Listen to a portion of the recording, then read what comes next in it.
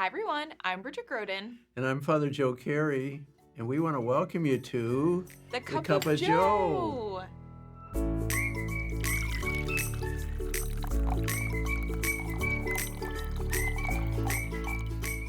Hi Father Joe. Hi, Bridget. Good to see you here. Yes, how have you been? Pretty good, and we got a big weekend coming up, don't we? We do. We have our 30th cohort, if you can believe it, coming to campus, and we have about 75 leaders traveling in too. So a lot of people coming our way Yeah, in it a few is. short hours. But, one of the things that's exciting and thinking about most of these people that are going to be teachers are just graduating from college and everything, and probably somewhat nervous about, is this the reality of you're going to be a professional educator? Right.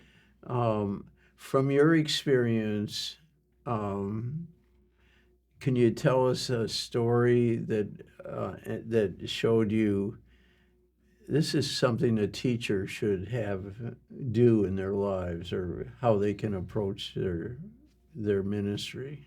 Oh, from April Retreat? That you would want to tell someone who said, Bridget, what should I do? That's a great question. I've been thinking a lot about it because I think whenever we're getting ready for an event, you start to think back to your own experiences. Right. And I think something that always comes to mind for me when you think about when I think about myself in the classroom, it was the relationships, right, that you build. This idea of you're not going to have all the information, you're going to make mistakes, but if you keep showing up every day and the students know that you care about them and you're there for them, that was something I always, I think, came back to.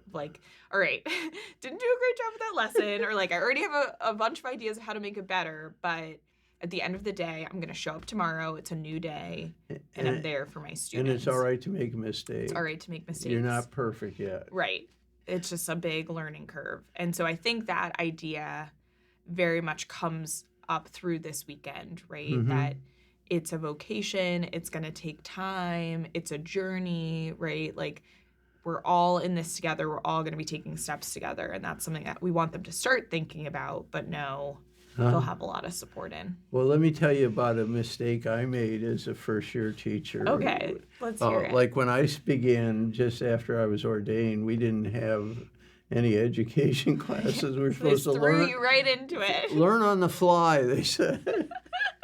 But I remember how I learned to ask people for help or questions was that, the students, they were sophomores in high school, which is pretty wild age. Yeah.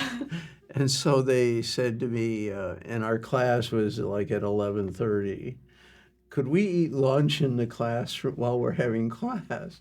And being the naive, nice person I was, you're sure, I said, sure, what's the problem? And then it was definitely a problem. And then I learned you can't pull it back in. And I came up with this idea. I thought to myself, you can't put toothpaste back into the tube. That's a good analogy, right? So my piece of advice is, it's okay that you don't know, but ask for help. Yes. Get the clarification. I know. Well, something we talked about a lot in that first summer, right? It was being firm, fair, and consistent with our classroom management. Right. That's hard because, you're right. Once you say it, that's it. The horse is out of the barn. Your students may forget some of the things you teach, but they will cling to the rule that was said of, yeah, sure, eat lunch right here. Right. So hard to backtrack after that. Right. So, but we want everyone to know that we love you. We love you. Thinking of you all.